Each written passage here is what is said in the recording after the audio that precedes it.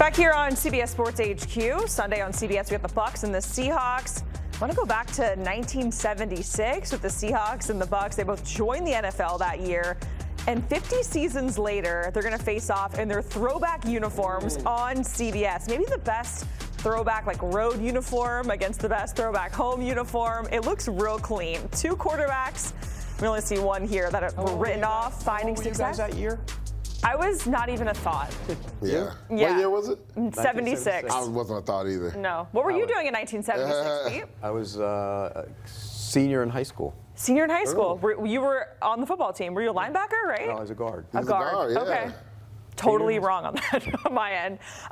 Both of these teams 3-1, so let's preview it. I want to talk about the Bucs first because the injury bug, oh my goodness, it has been so rough. And some news here coming out is that Bucky Irving was in a walking boot, so those injuries just piling up. It's not looking good for Bucky Irving, Pete. So how do they overcome this? Can they at this point if they're without Mike Evans and then probably without Bucky Irving as well? You can overcome playing without Bucky Irving because Rachaad White is there. And look, Bucky Irving's a great player, but backs pulling off. He's been a little different though. No, I know, but you pull one off, pull one in. And Sean Tucker's actually he's a good player. Good running back as well. So they're okay there. They have other injury issues that are really concerning to me. One being, a bunch of them in the secondary. Yeah. You now you have Jamal Dean went out, Benjamin Morrison went in. Now he has a hamstring problem, too. And they also have some safety injuries as well. So they're going to have to shuffle the deck back there, and they have a lot of players. Look, the Bucs are deep, and that's a good thing.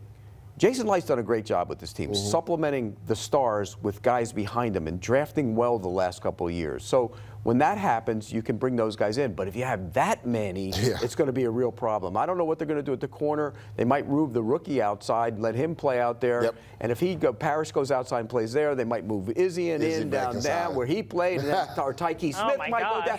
Move the chips around. Yeah, so many things that have to move around on the back end, and that's a tribute to Jason Light, but it's also a tribute to the coaching staff that they're at 3-1, and we're in that game against the Eagles. And we talked about this last week, Pete. I said, starting with the Eagles game, these next 4 weeks is going to tell the story. Can this team overcome these injuries? To your point, going into the season, everybody thought this was the deepest receiver room, and then the injury bug hit. Chris Godwin wasn't ready to come back. Mike Evans goes down. Jalen McMillan goes down. Ibuka has to step up right away. We even saw Tess Johnson get a catch early in that game.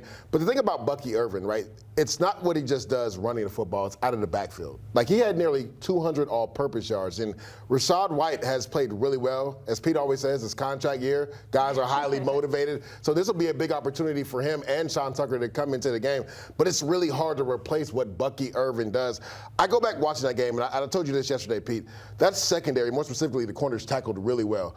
I felt like Bucky Irving was fighting for his life last week, and he still was making guys miss. He's a special player for the Bucs. So if he's in a walking boot or crutches, we don't know how long he could potentially be out. That could be a major blow for them. We haven't even talked about the offensive line and how many issues they've had up front with the injuries. They actually didn't play that bad last week. Well, they got Wirfs back. Yeah, and Wirfs played last week as well. So that means Barton goes back to his normal position, and Bredesen goes back to his. So 3 of the 5 are back in their normal spots, which is big for them. Yeah, and you mentioned the schedule. After this, it's San Francisco and then Detroit. So we'll see what happens there. Want to flip things over and go to the Seahawks and their defense because, man, that is coming into form. One of 6 teams with 12 or more sacks this year. One of 3 teams with 7 or more interceptions.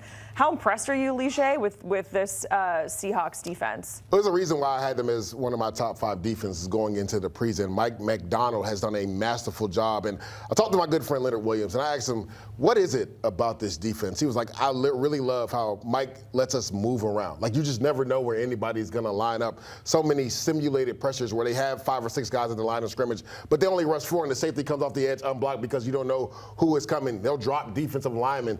And that's the thing I want to start with. Their defensive line doesn't get talked about enough. They played really well. Byron Murphy, who was last year's first-round pick, has played well. Leonard Williams has played well. People forget Nachinna Nwosu, who was coming off an injury, had 2 sacks last week. So they come at you in bunches. And Devin Witherspoon, to me, is the guy that kind of holds it together in the secondary. He's a guy that plays outside in the slot corner as well. He just brings that attitude that Mike McDonald wants his defense to bring. So they just come at you in bunches. And then one more, I want to give love to one more guy, Kobe Bryant, right? They had the safety that they drafted from South Carolina. Kobe Bryant was a slot corner. He held him out to still be the starter next to Julian Love, and he's made that transition to safety. He's played really well in a big contract year as well. So I just love everything that Mike Macdonald has done as far as how multiple they are on defense. Josh Jobe, I mean, he picked him off with the scrap heap, and he's, developed him, and he's played really well. Yeah. The defense is really good. Now I'm going to put this out there. They haven't played an offense that's ranked higher than 16 so far. So look, the Steelers, the Cardinals not very good on offense. The 49ers, I mean, they haven't played an offense ranked in the top 16. They do this week. And the Bucs are 15, I think, or 14. Yeah. So they're right there. So this will be their first real major challenge. The weird thing about the Seahawks, they play better on the road with Mike Macdonald than they have at home. You would think that place, being as crazy as it is, that they would be dominant. I mean, they dominated the Saints, but yeah. Look, I like what they've done on defense. This will be a real challenge for them, even without Bucky Irvin in the game. Let's talk about Seattle's offense with Sam Darnold, because Pete, we always say, like, you are who you are, but I mean, I don't know, who is Sam Darnold? Like, is he going to be maybe like, or can we say that he's sort of in the field of Baker Mayfield, right? Like going in that direction, having kind of like a resurgence, sort of? Well, I didn't know if he could be, because last year he kind of faded at the end with Minnesota. But he's averaging 9.1 per attempt so far for Seattle. He's leading the league. He's driving the ball. And in an era where nobody's driving the ball, he's actually getting the ball down the field. Kudos to him. He's played very well. Can he keep it up? That's the question. We don't know. Because let's be real. In the back of your mind, you think there's a Sam Darnold game or 2 or 3 coming. Every quarterback has a game or 2, though. Do you think Sam Darnold has arrived in the Baker Mayfield mold, or do you think Sam Baker's done it for multiple years, so you can't say that. Right now, if Sam does it this year, then you would have to put him in that category. I say this, Pete. The combination of him and Clint Kubiak, I had my reservations, but they've answered every question that I had. The thing that I love is how they use different personnels and shifts and different formations to get the defense off balance. The one thing they do better than anybody is they use bigger personnel. When I say bigger personnel, more tight ends on the field. 1 back, 2 tight ends, 1 back, 3 tight ends. But most people have to match up, so they bring in extra linebackers. But instead of running the ball, they take shots down the field. They feel like with their 2 young tight ends, they can defeat any linebackers down the field in pass coverage. And to me, that's going to be what to watch in this game, right? When you look at Dennis at linebacker and also Levante Davis, can they cover those tight ends down the seams for Seattle? Because they do a good job of play-action pass and attacking down the seam. But the whole passing game is based off of the run game, and the Bucs give up 3.3 per rush. That's the thing. It's hard to run on them. So that's going to be the interesting dynamic there. If the Seahawks can't get the run game going, what happens with Sam Darnold when he can't get it going? It all comes to a head. Seattle favored by 3. Pete, give us the pick. How does it go down? I usually hate picking a team making a long trip.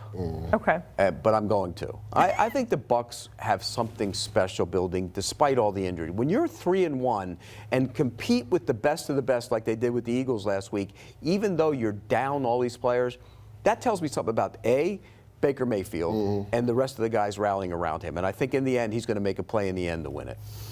I'm going the opposite way. I'm taking the Seattle Seahawks in that defense. Too many injuries on the Bucs offense.